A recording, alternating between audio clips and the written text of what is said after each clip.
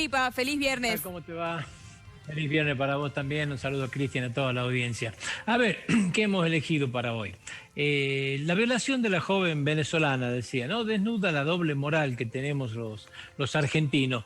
Realmente es indignante lo que ha pasado, porque prácticamente esta violación ha sido descubierta, como quien dice, con las manos en la masa. Decían algunos, faltaba encontrarlo con los pantalones abajo, porque prácticamente la mujer no había todavía terminado de vestirla, o sea, la llegada, ¿no es cierto?, inmediata de la madre con las fuerzas policiales no le permitió a este delincuente, digamos, tapar, ¿no es cierto?, todas las pruebas que había en su contra, y prácticamente fue descubierto con las manos en la masa. ¿Qué pasó? Está en la calle de nuevo, ¿sí? Esta discusión, esta vieja discusión que se da en la justicia argentina, creo que no debe sorprender a nadie, porque de hecho, ¿no es cierto?, hay que analizar, depende en qué juzgado caiga. En este caso, la jueza Karina Zucconi, una jueza perteneciente a Justicia Legítima, una discípula, ¿no es cierto?, del juez Eugenio Zaffaroni, de una teoría Zaffaroni que ya se ha discutido fuertemente en la Argentina y que divide fuertemente la opinión de la sociedad. Zaffaroni prácticamente entiende de que no tiene que haber cárceles que no sirven para nada, y ya hemos visto lo que ha sucedido, ¿no es cierto?, cuando estaba en la justicia y este debate que se dio en la Argentina. O sea,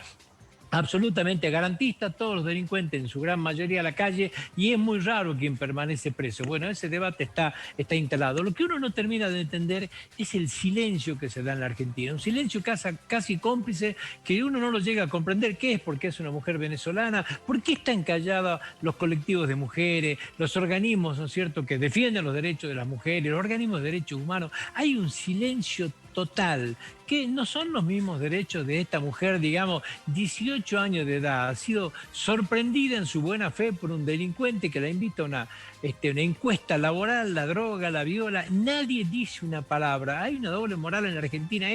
¿Qué es lo que pasa? Como es una jueza de justicia legítima, no hay que decir nada. El tema está instalado porque lo tiene la prensa instalado y lo va a seguir teniendo. Ahora, ¿puede ser posible, digamos, esta actitud de complicidad, diría yo, ¿no? Porque la verdad que no se termina de entender, todos mudos? ¿No tendrían que estar los colectivos de mujeres marchando por este tema, exigiendo que quede preso este delincuente? Bueno, un tema que habla un poco de este tema. Y el otro, Diosdado Cabello.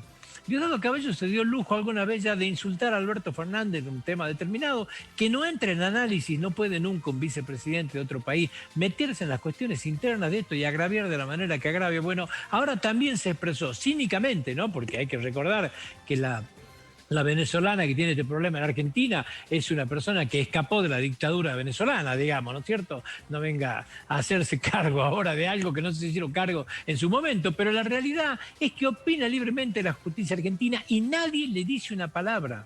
¿Usted se imagina si esta opinión no es Diosdado Cabello, hubiera sido Jair Bolsonaro, por ejemplo, o el presidente chileno Piñera? ¿Usted se imagina lo que hubieran sido la respuesta inmediata? Todo el mundo en silencio. Hay una doble moral en la Argentina, como decía Groucho Marx, ¿no? Estos son mis principios. Si no te gusta, tengo otros. Bueno, la Argentina tiene otro también. Cambiemos al otro tema. El ministro Guzmán avanza en el acuerdo con el Fondo Monetario Internacional.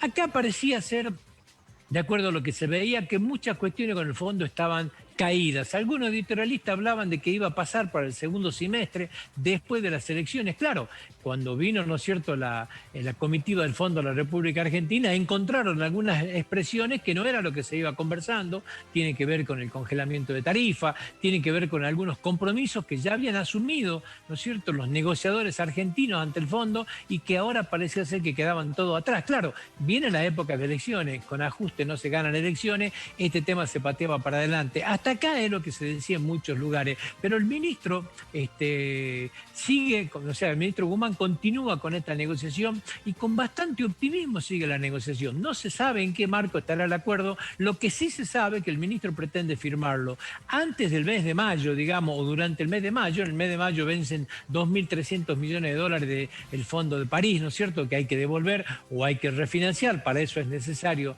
el acuerdo con el fondo, para no pagarlo, digamos, y poder refinanciarlo de esta manera.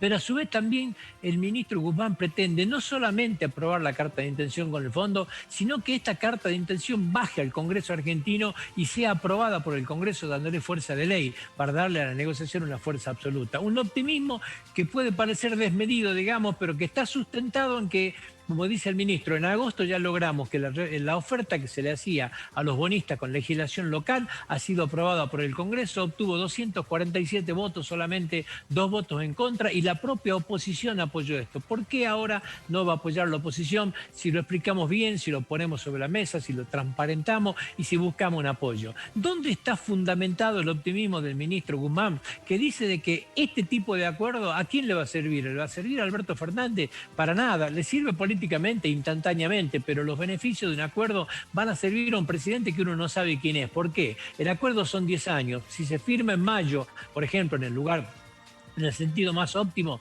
el vencimiento de este acuerdo va a ser en mayo del 2031. O sea, vaya a saber qué presidente va a tener que volver a renegociar esto. Pero los primeros vencimientos para pagar, si se acuerda, ¿no es cierto?, de acuerdo a lo que pretende la República Argentina, van a ser a partir recién del 2025. O sea, no va a ser Alberto Fernández, ¿no es cierto?, quien tenga que empezar a pagar en función de este acuerdo. O sea que se van a beneficiar, ¿no es cierto?, el presidente que viene también con este tipo de situación. Y si cuando llegue el 2025 tiene que negociar, es muy distinto cuando tiene que negociar en función de una ley que ha sido aprobada masivamente en el Congreso argentino, lo cual le da una fuerza política distinta. Con estos fundamentos hay un optimismo por parte, ¿no es cierto?, del ministro Guzmán para lograr un acuerdo. ¿Qué ha hecho? Y bueno, ha empezado a transitar por las provincias, reunirse con algunos gobernadores, ya fue a la provincia de La Pampa, habló en la Universidad de La Pampa, pretende tener una agenda muy cargada con reuniones con los sectores de la oposición para ver si logra un acuerdo con la oposición y lograr un voto por mayoría que afiance, ¿no es cierto?, este convenio que se puede llegar a firmar con el Fondo Monetario. ¿Se podrá firmar? Eso es harina de otro costal. ¿Lograremos el acuerdo? Bueno, eso está por verse, pero el optimismo del ministro Guzmán es innegable. El último tema, crece el plazo fijo UVA y se debe a las expectativas de inflación. Claro, el plazo fijo UVA es... Usted lo constituye, se transforma, ¿no es cierto?, el dinero que pone en plazo fijo en unidades UVA y esto se va actualizando con la inflación. Hoy, con la expectativa de inflación, lógicamente, ¿no es cierto?, es una buena inversión para el ahorrista que tiene su plata en peso. ¿Por qué? Porque, bueno, la inflación está superior al 3% que pagan los plazos fijos, hoy pagan un 37,04% anual. Evidentemente que esta posición, ¿no es cierto?, es positiva para el ahorrista y se está dando. Ha crecido el stock desde enero desde el año 2020. Hoy el stock es 69.430 millones de pesos, ¿sí? Ha crecido un 34% desde noviembre del año pasado, un 85% en el año 2020. Desde el 2 de enero de este año, ha crecido en 10.790 millones de pesos, para ser más preciso. O sea, ahí podemos decir un boom de esto, pero es un boom mínimo. Si usted analiza lo que es el stock de plazo fijo, ¿no es cierto?, del mercado financiero, es de más de 2 billones de pesos. Ahora, ¿por qué, si le estamos diciendo que es una buena inversión, que supera la inflación en más de un 30%, que más o menos mantiene el poder del dinero, por qué el ahorrista no va para acá? Bueno, son los propios bancos los que no quieren fomentar este tipo de ahorro y que el ahorrista vaya para acá. ¿Por qué? Porque, claro, usted coloca plazo fijo UVA, el banco tiene que pagar un interés que es mucho más alto, pero esa plata que recibe ese interés no la puede colocar. Hoy nadie saca créditos en UVA. Fíjese lo que está pasando, ¿no es cierto? Cuando uno ve los deudores de créditos UVA que andan tocando puerta y pegando afiches en las paredes de los bancos, evidentemente que nadie saca un crédito más de esto. Entonces, recibir dinero a una tasa más alta para no poder colocarlo no es negocio. Los bancos son los primeros que no buscan incentivar este tipo de cosas. ¿Qué va a hacer el Estado? Y el Estado tiene que incentivar el plazo fijo. ¿Por qué? Porque el ahorro en peso hace que la gente no se vaya al dólar. Van a subir la tasa de los plazos fijos, que hoy están en el 3% mensual aproximadamente. Muchos especulan de sí. ¿Es negocio el tema del plazo fijo en UVA? Y le decimos que sí. Muchísimas gracias, Tripa. Buen fin de semana. Nos vemos el lunes. Flor, buen fin de semana para ustedes también.